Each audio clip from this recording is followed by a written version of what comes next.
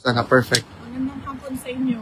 Maraming Salamat. salamat sa pagpunta ninyo sa Duterte Street para magpakita ng suporta kay dating Pangulong Rodrigo Duterte. Pinapaabot niya ang kanyang pagpapasalamat sa inyong lahat at lagi niyang sinasabi na huwag daw kayo magsakripisyo para sa kanya. Pero lagi ko din sinasabi na alam nyo na, lagi namin napapaabot yung ganyan na mensahe, pero tuloy-tuloy pa rin yung pagpunta nyo dito sa Den Haag at pagpapakita ng suporta sa kanya. Kaya maraming salamat.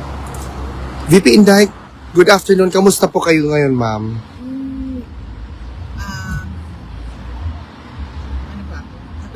Nalulungkot at nakakagalit yung nangyari sa ating nangyayari sa ating bayan. Lalong-lalo na doon sa pagpakita ng disrespect sa institusyon ng Senado. Ma'am, can you expound further, ma'am, when you saw that mayroon talagang effort within the premises of the Senate, ma'am. All efforts are aimed at ensuring that Senator Bato will be surrendered and will be brought before the ICC under their custody. What are your initial reaction nung developing pa yung situation doon, ma'am? Sinasabi ko naman noon na pag tinanong ako sa ICC warrant, sabi ko nga, hindi pwede yan. Dahil ang mga foreign courts at foreign tribunals, wala silang jurisdiction sa loob ng Pilipinas. Kaya wala ding visa lahat ng mga issuances ng foreign courts at foreign tribunals sa Pilipinas. Maliban na lang kung ipasok yan sa loob ng local courts. At yung local courts ang mag-issue ng kanyang sariling Philippine order base doon sa mapag-usapan sa kaso. Yun ang dapat na proseso. Dahil kapag sinasabi mo na pwede yan sa isang Republic Act, masasagasaan niya yung rights ng isang accused na nasa Bill of Rights natin na protektado ng Constitution natin. Ibig sabihin, nag-violate yung rights ni Senator Bato de la Rosa. At nakita na natin noon. Kaya nga, di ba, nung nangyari yung pagkidnap kay dating Pangulong Rodrigo Duterte, sa paningin ng buong mundo, ang tawag nila doon ay extraordinary rendition. Hindi yon surrender. Kasi sa pilitan mong kinuha ng isang tao sa bayan niya at dinala mo sa ibang bayan. Kaya yun yung opinion at paningin ng buong mundo sa nangyari noon. Ganyan din yung sinusubukan nilang gawin ngayon kay Senator Bato de la Rosa. At hindi nga yan. Hindi siya pwede. Dahil meron tayong constitution na sinusunod. Lahat naman sila nagsasabi, di ba? Na para tayo sa constitution. Pero kapag ang administrasyon na ang gumalaw, wala nang constitution, wala nang batas, puro na lang pang-aabuso, pananakot at dahas. VP Inday, alam pa ni former president ang nangyari sa Pilipinas, ma'am? Apparently, nakita niya pala sa balita. Wala naman akong plano kanina na banggitin sa kanya yung pangyayari sa Pilipinas. Pero lumabas sa news at nakita niya pala sa kanyang TV. Kaya pag upo niya, tinanong niya kaagad anong kaguluhan ng sa Senado. So sinabi ko sa kanila na yun nga, pinipilit ng administrasyon na kunin si Senator Bato de la Rosa. BP, pwede magdagdag my thoughts, BP? Yes, ma'am. Kasi that's CPC. Before, nung nangyari na pinapunta dito si former President Duterte, I saw it from the Dutch TV na nandito na si Duterte arrested. And then the ICC issued a warrant of arrest for former President Duterte. But the ICC mentioned that the government can decide to send the former president here in the Netherlands or in the Philippines. And they mentioned that because the reason why na pinadala nila dito because Duterte is a very influential family. So my opinion is why send it here? It makes it chaos to the Philippine people, and now the economy is getting worse and worse because of the decision that we sent former president here. Yes, ma'am. So, because from the side of the ICC, they don't care if there was kidnapping, there was extraordinary condition, there was illegal taking. From their side, they do not care about that. So as long as the person is in their hands or in their jurisdiction, then they don't care how he got there. So it's clear to us that it's the decision of the government. Yes, ma'am. So the government, the head of the person is president. So actually, or the government itself, I don't know, that's the senators, Supreme Court or what. But it's not good to us common Filipino people that it's not, Philippines is a very, people that is a very far land. It's cost money to send it here and like that. And the Philippines is a very poor land, and now it's making chaos to our land. And what's that? And now we agree again to Pato. And now it's getting worse and worse, but we have own Supreme Court, right? Yes, ma'am.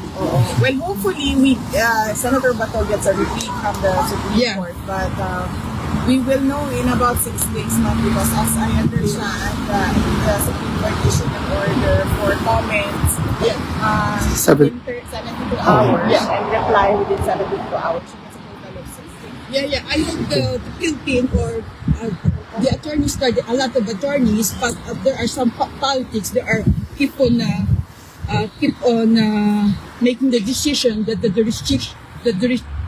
ICC has their jurisdiction. But the ICC mentioned that the government can decide to bring it here or not. So I hope the Pato will not again be here in the Netherlands. It causes trouble and headaches, and people there are very poor. Okay and a lang. lot of domestic helpers being killed and suffered, and the what you call that, the nanas are worried of the young women are working in different countries. So I hope that the government or the Philippines will later be okay, because we are a Dutch citizen, but we care about the Filipino people there. I hope someday or as soon as possible that the Philippines will be what you call that progress. As you can see, you compare. Okay na, ma'am. More focus on Okay na, ma'am. on the government, the good for the people, and so I hope we pray Oo. that there is a leader Okay. that concentrate for the economy and for the good of the people, because Filipinos are known to be domestic helpers. Indeed, Ma'am, okay na, ma'am. Okay na, ma'am. Ma'am, it's an interview, ma'am. Okay na, ma'am. Okay na. I said very concerned. Okay na, ma'am. Thank you, ma'am. And that Dale, from your last point, ma'am, you are correct. The president should focus on economic recovery and reforms, not on politics. So what we are seeing now is the administration using all government resources to demolish political opposition or those individuals who do not follow or agree or support BBM. VP Inday, developing also inside the Senate or the story or situation, VP, is that that the Congress already transmitted the articles of impeachment in the Senate today. Do you have any reaction to that, ma'am? We have a defense team, impeachment defense team that takes care of the issues and concerns regarding the impeachment. So I leave it up to the lawyers to do their work. Ma'am, do you have a lasting statement to address the Filipino people watching the development of our country, particularly what happened tonight? Una niyan, si dating Pangulong Rodrigo Duterte, sunod yan si Senator Bato, at kung sino pa man yung ibang sinali sa complaint ko dyan sa ICC. Ang sunod niyan ay charter change dahil hindi na naman na madidinayan ni BBM kasi doon sa bago niyang interview sa Bloomberg, sinabi na niya doon na kailangan pag-usapan ng charter change. Pag pinag-usapan natin ang charter change, ibig sabihin niya, hindi na yan bababa sa pwesto. At yan din ang sinabi ni President Duterte kanina. Sabi niya, Pilipinas, mag-ingat kayo kasi hindi na yan aalis sa pwesto. Maraming salamat, VP Inday. At ang sunod niyan ay yung impeachment. Okay. Ma'am, yung previous po na nangyayari sa executive, may mga kababayan po tayo na ang paniwala po nila ngayon is nagiging martial law na po ang Pilipinas. Natatakot na po sila sa parang security nila dahil parang ang kulo-kulo na po ng politika sa Pilipinas na. Ano po ang mensahe niyo sa mga kababayan? Totoo yun, magulo ang ating bayan na hindi naman sana. Nagkakagulo lang tayo dahil kay BBM. Thank you, VP. Kay Senator Bato de la Rosa, kahapon nagkausap kami pero naikli lang yung pag-uusap namin kasi meron silang meeting na ginagawa. Kanina, tumawag siya sa akin. Unfortunately, hindi ko nasagot yung tawag niya. Nung tumawag ako ulit, ay hindi na siya nakasagot.